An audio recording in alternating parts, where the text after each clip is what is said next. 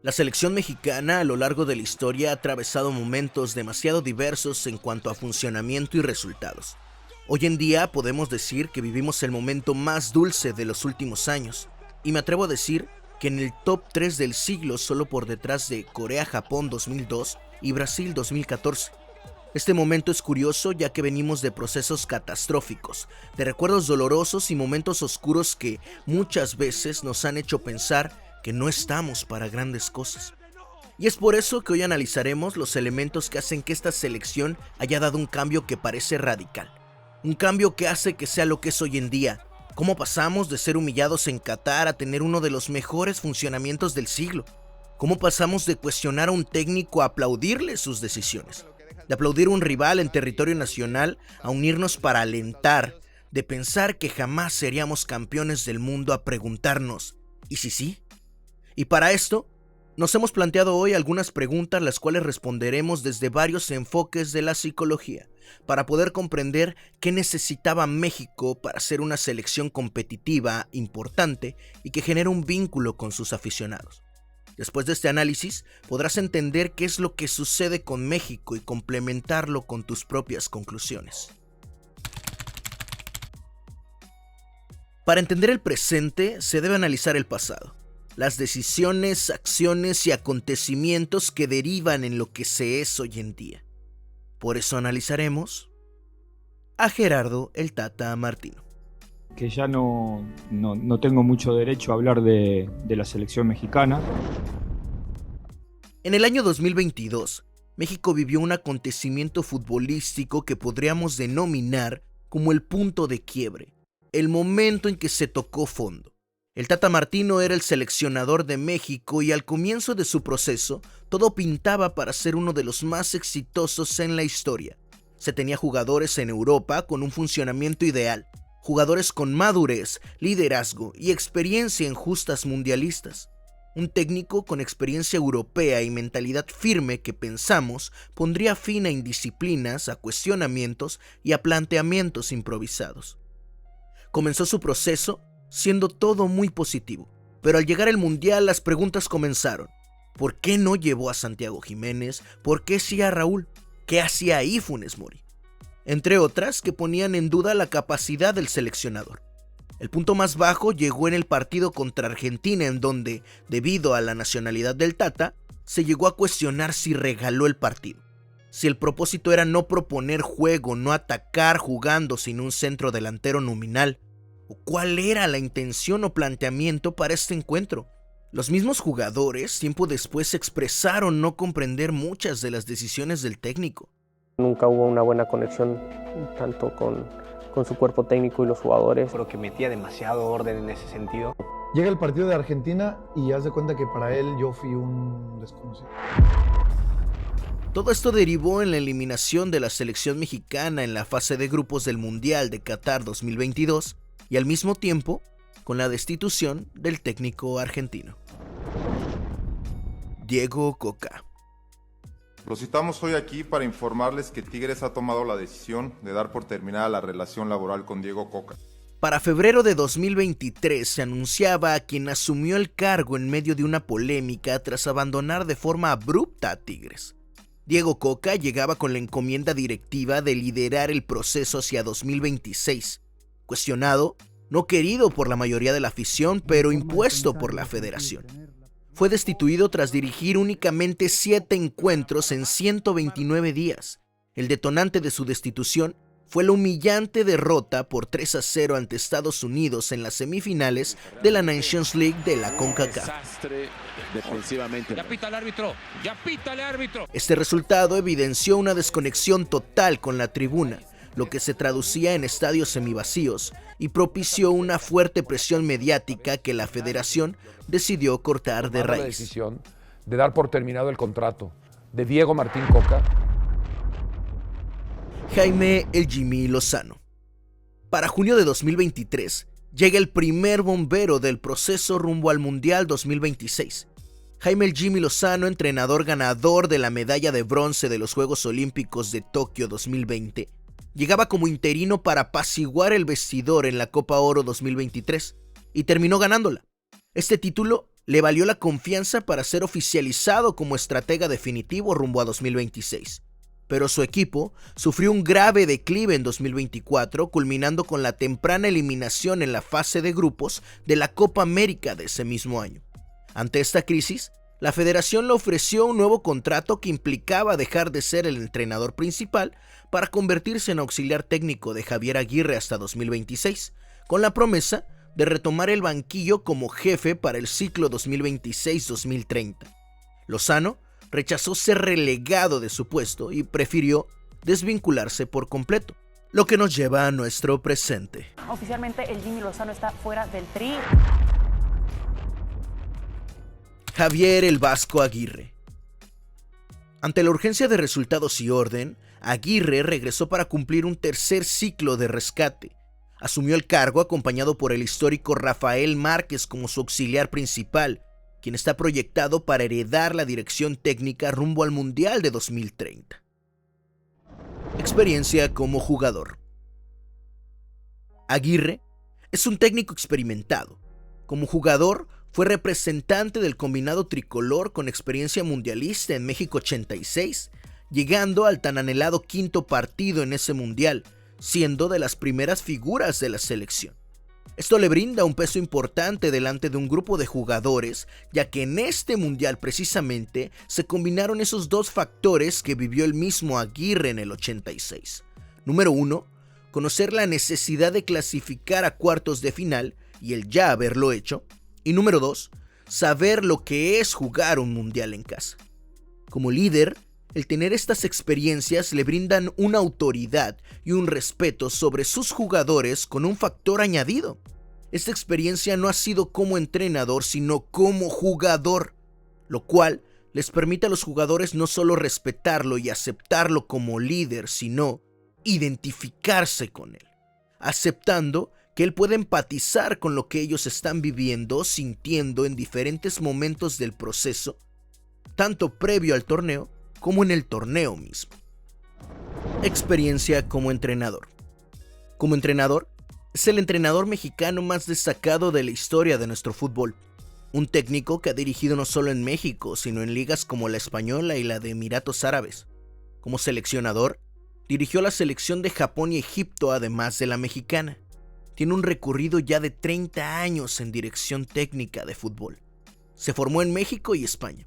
Su primera experiencia al mando del seleccionado mexicano la tuvo en 2001, siendo el bombero que rescataba a la selección después del fracaso del Ojitos Meza en su proceso. Aguirre dirigió la Copa América de 2001, quedando subcampeón perdiendo la final ante Colombia, con factores como el no contar con algunos jugadores expulsados y contra el anfitrión de la competencia, pero con un sabor de boca positivo por el gran cambio de la selección en solo meses. Después, dirigiría la selección en el Mundial tras eliminatorias con paso perfecto, dirigiendo lo que se considera la mejor actuación del presente siglo de la selección en una Copa del Mundo, siendo primeros con 7 puntos en un grupo donde se encontraba Italia y Croacia, desgraciadamente eliminados en octavos de final por una selección estadounidense que no era la favorita del encuentro. Pero los mexicanos se sabían superiores, y esta superioridad en el torneo más importante del mundo nunca puede traducirse en confianza desmedida. Nos pasó factura y terminamos con el ya conocido 2-0, eliminados en la misma fase. Esta primera experiencia nos dicta 2 elementos característicos de Javier Aguirre. El primero, la capacidad de cambiar una mentalidad y una racha negativa en poco tiempo en un grupo de trabajo en crisis. Y el segundo, la primera experiencia de fracaso por un exceso de confianza en su equipo. Además, este proceso vivió cuestionamientos por sus seleccionados, ya que prefería personas con experiencia en lugar de aquellos con un buen presente, lo que nos suma un elemento de aprendizaje que se reforzaría en el Mundial de 2010. En Sudáfrica, el Vasco toma la selección en 2009, con más experiencia, realiza cambios radicales en su proceso, nuevamente vuelve a darle prioridad a la gente de experiencia que él ya conoce y deja fuera a otros que atravesaban un buen momento. En esta etapa, gana la Copa Oro contra Estados Unidos, integra a las jóvenes promesas como Giovanni, Chicharito y Carlos Vela, y tiene una previa de partidos amistosos muy prometedora, con un funcionamiento que esperanzaba. Y en el Mundial no tuvo un buen desempeño. Se aferró a una alineación en la fase de grupos que desde el primer partido mostró que no funcionaba. Empataba contra los anfitriones, ganaba contra una Francia en crisis interna y caía contra Uruguay con la misma alineación inicial que no daba resultados. Pasaba a la siguiente ronda más por los fallos de Francia que por méritos de su equipo. Y antes del partido contra Argentina, su sinceridad lo llevaba a dar unas declaraciones que no solo desmotivaban a la afición, sino a todo su equipo. Sí, México me da la sensación que no es favorito de nadie, que estamos abajo en las apuestas, que los favoritos son ellos y que no tenemos ninguna posibilidad. En el partido, decidió cambiar toda una formación a una que no había jugado en conjunto, con los mismos hombres que fallaron en las rondas anteriores, pero algunos en posiciones que no habían jugado. El final de este proceso, junto al anterior, le dejan a Aguirre algunos aprendizajes que, sumados, nos dicen mucho de lo que es hoy en día como técnico de la selección. Número 1. El error de preferir alinear a los de experiencia sobre los de mejor presente. Hoy vemos que ha cambiado con ejemplos como el tal Arrangel y Eric Lira, jugadores que tienen detrás a hombres con experiencia como Ochoa y Edson Álvarez, y a pesar de ello, Aguirre los puso por delante por tener un mejor presente. Número 2. Aferrarse a los nombres. Aguirre ha aprendido que quien debe estar en el campo es quien juegue mejor. Si en un partido alguien no rinde y el que entra de cambio sí, debe jugar el otro al siguiente partido. En un torneo tan corto y de resultados inmediatos como el Mundial, no puedes permitirte esperar a que un jugador se adapte. Hay escenarios en los que es posible, pero no en todos los casos es aplicable. Y el Vasco lo ha entendido. Probó en el centro del campo quién estaba listo, y se determinó por Mora y Romo, tras no poder Gutiérrez y Fidalgo con la responsabilidad que se les dio. Pero sí ha mantenido a aquellos que han rendido, como toda la saga defensiva o el ataque mismo. Número 3. El cambiar la idea de juego más que un esquema durante la competencia. Hoy vimos que Aguirre tuvo una firme idea de juego. El sistema durante el partido fue diverso, pero los hombres en el campo de juego tenían claro el cómo jugar y los roles de cada uno en el terreno de juego. Esto genera estabilidad, confianza, seguridad y firmeza en su grupo. Aguirre también tuvo que aceptar hacer cambios en su esquema.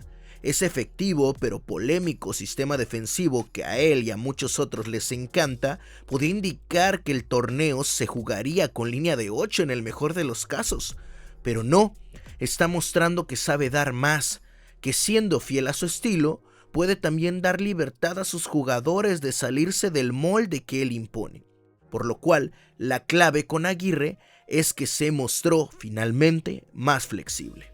Número 4. Ya no hay exceso de confianza. Lo ha dicho el mismo Vasco en conferencias de prensa. Hoy en día no hay equipos con extrema superioridad y menos en un torneo tan importante. Los equipos que parecen inferiores muchas veces dan la sorpresa y aquellos que parecen, por nombre, tener segura la victoria, no siempre la consiguen. Podemos poner ejemplos similares en la competencia actual, como lo fue Alemania contra Paraguay, Cabo Verde contra España, República del Congo contra Portugal. Son solo algunos ejemplos de que ninguna selección, ningún equipo puede ir confiado ante ningún rival, y menos una selección mexicana que debe demostrar. Número 5. El pesimismo ante los resultados. Si bien el Vasco sigue siendo directo en lo que piensa y en cómo lo expresa, ya no es derrotista como lo fue previo a enfrentar a Argentina en el 2010. Su discurso se ha cambiado por la exigencia, influenciado por la positividad del grupo claramente, pero también por lo que mencionábamos en el punto anterior, las competencias son cada vez más cerradas y siempre es posible conseguir la victoria.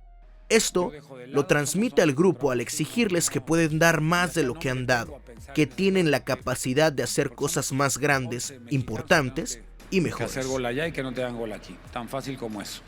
La nacionalidad.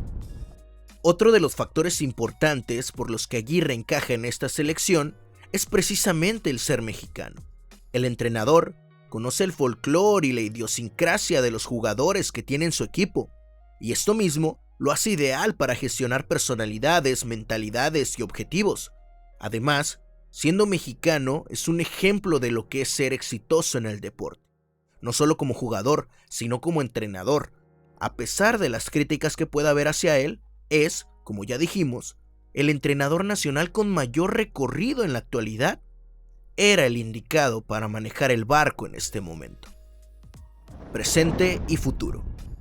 Aguirre puede ser, sin dudas, el técnico más criticado de nuestra historia.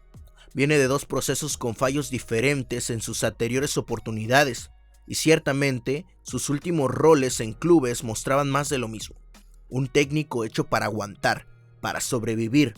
Uno con el que se puede crear un plan de supervivencia para salir de una isla en la que naufragaste, pero no va a ser útil del todo cuando ya estés de vuelta en la sociedad.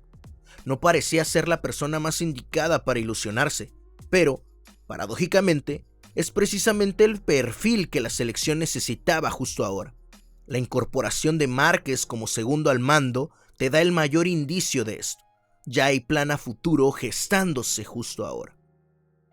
Por estos elementos podemos ir observando la raíz del éxito conseguido por Aguirre en este mundial. No es una cuestión de casualidad, sino de causalidad, de elementos que en conjunto han llevado a que su liderazgo sea clave en la transformación futbolística y mental del grupo que conforma ahora la selección mexicana, lo que nos lleva precisamente a ese aspecto. El grupo de jugadores.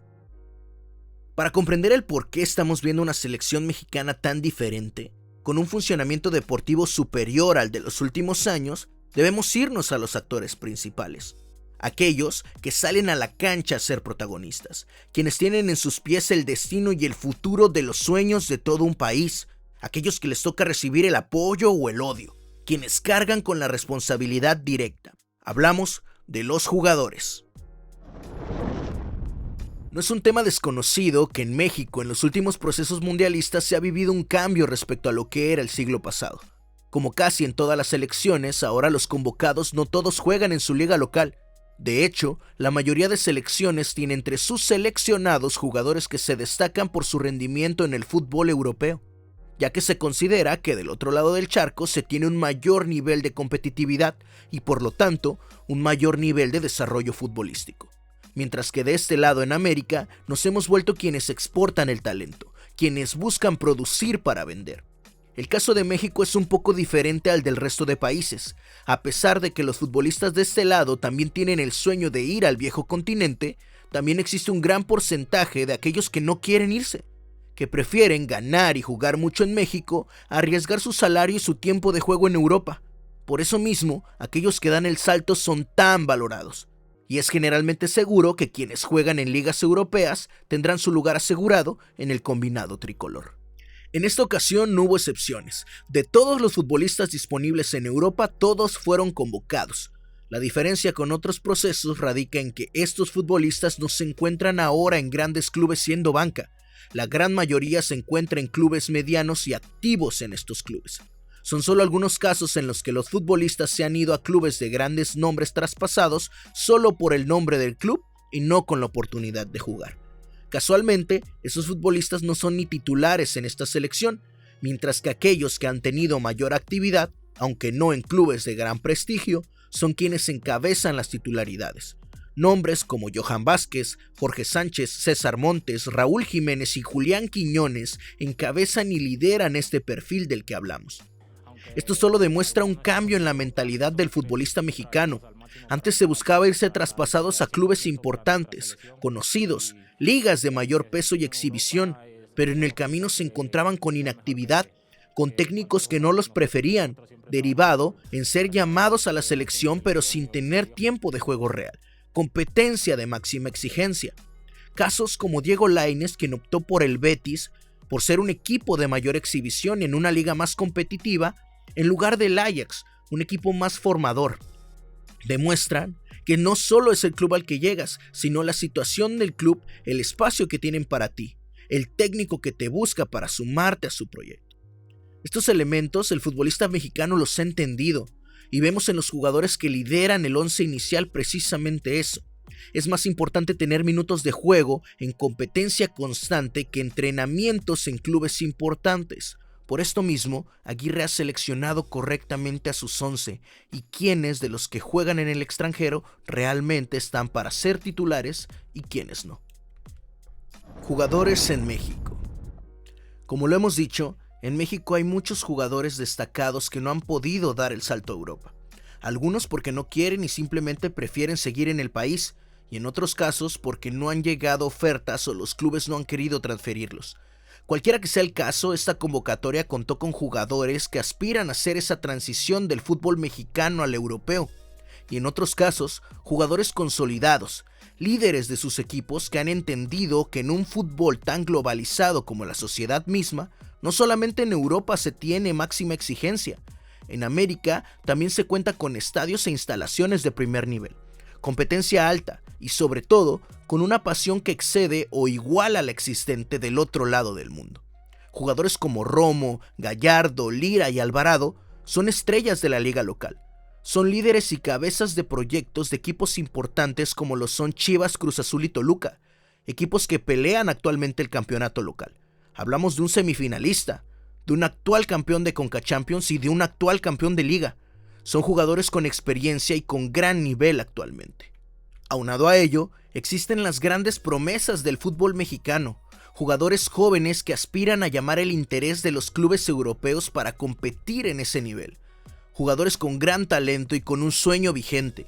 Hablamos de casos como Rangel, Lira, Mora, Hormiga, Gutiérrez, Reyes, jugadores que buscan demostrar que están preparados para jugar a un nivel mayor, contra las grandes estrellas del fútbol y competir al tú por tú con ellos. Lo vimos reflejado en el partido contra Inglaterra. Dos casos claros del hambre de nuestros futbolistas nacionales, como Mora y Lira, que destacaron sobre la media. Mentalidad. La mezcla de mentalidades es lo que lleva a que este grupo de jugadores sea tan completo. Hay líderes consolidados, grandes presentes en el extranjero y jóvenes promesas que ambicionan llegar más allá de lo que han visto en otros. Los jóvenes tienen enfrente ejemplos como el mismo Rafael Márquez, que hoy está en el cuerpo técnico de la selección, como el propio Javier Hernández, que hasta hace poco jugó en México, y como compañeros a personajes como Raúl Jiménez, cuya carrera en Europa ha sido destacada. Aquellos que están consolidados tienen enfrente el reto de ser y dar más que aquellos que los precedieron, de no quedarse en el casi y de dar ese paso al frente que se les ha exigido desde generaciones anteriores. Hay en el grupo campeones de medalla olímpica, jugadores que hasta hace poco eran de segunda división, jugadores tan jóvenes que se pueden comer al mundo si la cabeza y su entorno se los permite, jugadores con talento que han sido pacientes y que esperan demostrar al mundo lo que tienen en sus pies. El resultado en el Mundial quizá no fue el anhelado, pero el nivel mostrado es un claro ejemplo del excelente grupo de mentes que coexisten en esta selección. Es un grupo de trabajo diverso, pero que se complementa perfectamente. No es un vestuario con egos, con diferencias, con luchas de poder internas. Son un equipo balanceado y este balance, combinado a la gestión de Aguirre, da como resultado una cohesión que desde Londres en 2012 no se veía en un combinado nacional. Se sabe en un equipo y ello los lleva a identificar sus roles y asumirlos con compromiso.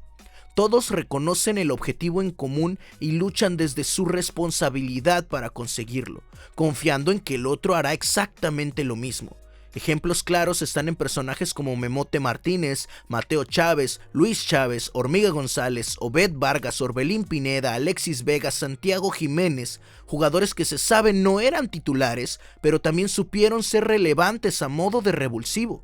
Conocen su rol y saben que sus compañeros lo respetan en sus funciones específicas. La mentalidad es clara. Haz lo que sabes hacer y dale confianza a tu compañero para que haga lo suyo. Liderazgo. Un equipo funcional es un equipo con líderes establecidos, pero un líder no es aquel que habla y motiva siempre. Hay líderes de acción, quienes son ejemplos a seguir. Hay líderes formales e informales. Son diferentes tipos de liderazgo que son indispensables en el funcionamiento de un equipo. En el caso de la selección mexicana, podemos identificar varios tipos y niveles de liderazgo. En Guillermo Ochoa y Raúl Jiménez vimos el liderazgo jerárquico y tradicional. Son los guardianes de la memoria institucional y el cerco de contención. Su currículum y veteranía imponen respeto de inmediato. No necesitan ser los más vocales en el campo hoy en día. Su sola presencia en el vestidor absorbe la presión externa mediática, permitiendo que los más jóvenes jueguen sin ese peso. Son los patriarcas del grupo. En Johan Vázquez, César Montes y Edson Álvarez, a pesar de las críticas, podemos ver un liderazgo transformacional. Son el motor de cambio de la cultura del esfuerzo. Predican con el ejemplo, elevan la moral y empujan al grupo a ir más allá de sus límites. Edson es el macho alfa del sistema actual. Inspira desde la intensidad física y la autoexigencia brutal. Logran que el resto del equipo modifique su conducta y eleve sus estándares de compromiso colectivo.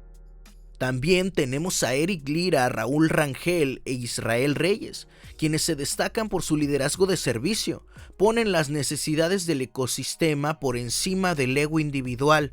Son los facilitadores. Lira y Rangel, por ejemplo, asumen el trabajo sucio, el desgaste físico, la tensión desde el silencio absoluto. Su rol psicológico es mantener la estructura sólida y generar confianza inquebrantable para que las figuras creativas puedan arriesgarse y brillar.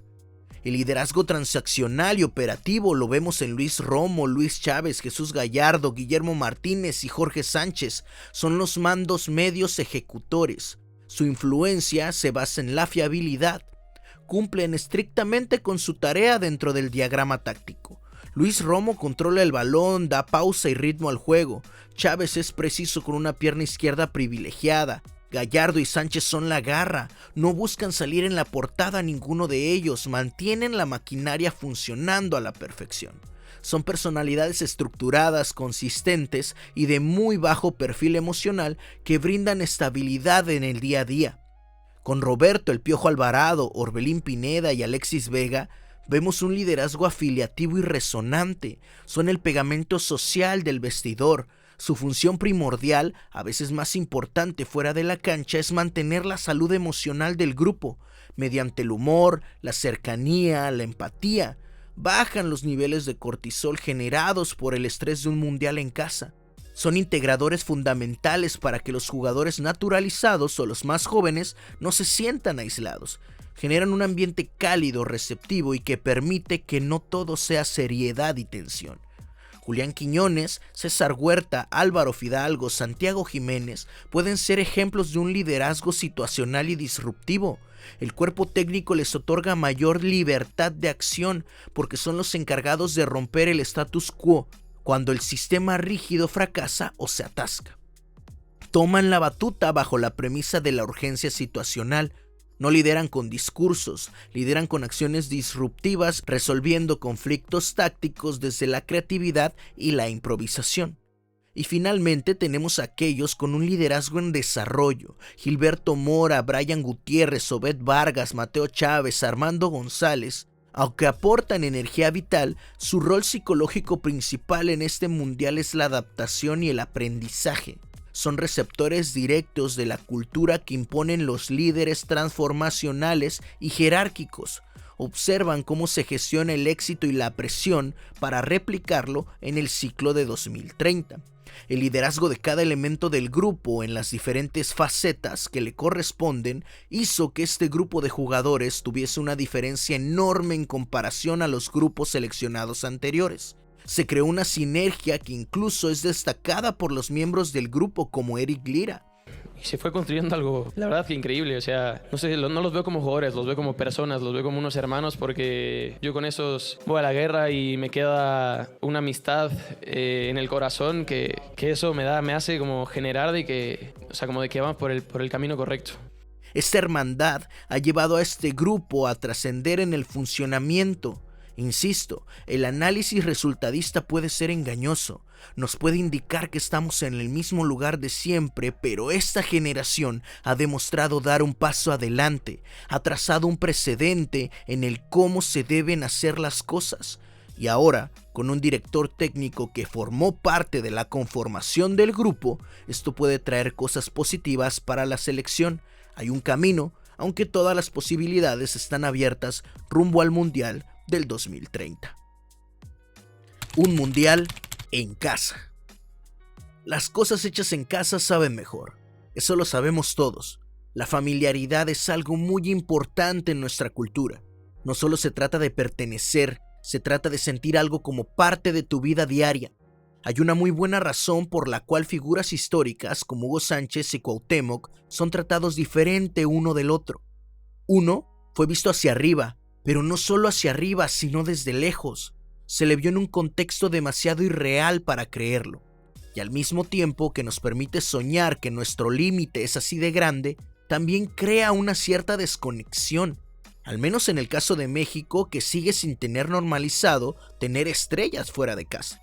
En cambio, al otro se le quiere y adora, porque siempre fue parte del día a día. Existía en la misma realidad y rutina que el resto de nosotros, y da más pie a creer que alguien así de talentoso puede estar en el mismo barrio que tú un día cualquiera. El ver un mundial en las calles que conoces y en los mismos estadios a los que vas hace que sientas que esto es tuyo. No solo tu casa la que prestaste para la fiesta, te están celebrando a ti. El tener la oportunidad de celebrar un mundial de local aporta de lo físico a lo mental. Y es por ello que hemos visto una de las actuaciones más memorables de la historia de nuestra selección y en nosotros mismos un cambio radical. La exigencia de la afición. No es ningún secreto que se han pasado más de 2 décadas sintiendo que los directivos que manejan todo aspecto del fútbol nacional, desde el enfoque económico y empresarial hasta la parte deportiva, han tomado decisiones cuestionables que a su vez han provocado que la afición mexicana se sintiera cada vez menos identificada con su equipo. Ya no existían esos días en que en el país se generaba una emoción, una expectativa, cada que su selección tenía un partido, fuese oficial o amistoso. Debido a fracasos anteriores como la clasificación por repechaje al Mundial de 2014, las derrotas constantes contra Estados Unidos en Copa Oro Nations League, la derrota ante Suecia en el Mundial de 2018 que derivó en el enfrentamiento y derrota ante Brasil de esa misma justa, las malas decisiones sobre la liga local y por supuesto el fracaso rotundo en el Mundial de Qatar 2022, sin ignorar todos los baches previos a la llegada de Aguirre al banquillo tricolor, la afición se ha distanciado del Tri. Hace no más de 3 meses existía una total apatía ante lo que pudiese ser la actuación de México en el Mundial, y 6 meses antes todo era críticas, cuestionamientos, negatividad alrededor de la selección. Entonces, ¿qué cambió? Cambió que el mexicano entendió que este evento solo se vive una vez. Aconteció que la pasión de ver a tu equipo darlo todo en los partidos previos contagió al aficionado. Sucedió que las personas a cargo de tomar las decisiones arriba parecen por fin haber puesto atención al llamado de la gente. Trajeron a la selección de nuevo al país después de una década de jugar solo en Estados Unidos y en el Azteca. Por fin vimos a nuestro equipo en estadios, ciudades y estados de nuestro país. Es cierto, se continúan ciertas prácticas cuestionables y decisiones dudosas, pero el país vio por fin, después de tantos años en un grupo de 26 jugadores, la pasión que caracteriza nuestras raíces. Vimos en un niño de 17 años el sueño de todos los que han anhelado llegar a jugar, pero se quedaron en el camino. Vimos en un arquero que hace 2 años jugaba en segunda división y vendía pan con su abuelo, a un guerrero que protege su arco como el padre que protege su hogar. Vimos en un mediocentro la garra, la lucha incansable de quienes se levantan día con día a llevar el pan a su casa. Vimos en un delantero cuestionado que el fútbol y la vida siempre te dan revanchas. Vimos en nuestro extremo que un mexicano nace donde se le da la gana. Vimos en todos y cada uno de ellos el rostro de miles y millones de mexicanos que la vida nos ha dicho que no, y diariamente nos levantamos de nuevo pensando, ¿y si sí? Porque esta vez no fue, esta vez no nos tocó. Hay muchos que hoy piensan que no será nunca. Pero si algo nos hemos demostrado es que si nos caemos nos levantamos. Y este grupo de jugadores nos hizo creer. Nos hizo sentirnos identificados con su valentía, con su entrega y su pasión.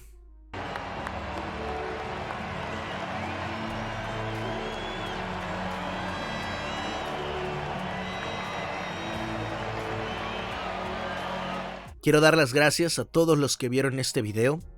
Ha sido un tanto complicado tras la eliminación de la selección mexicana, pero intentamos mantener la objetividad en la medida de lo posible hasta el final. La participación de México en este mundial quedó finalizada, pero lo que se ha vivido es algo memorable.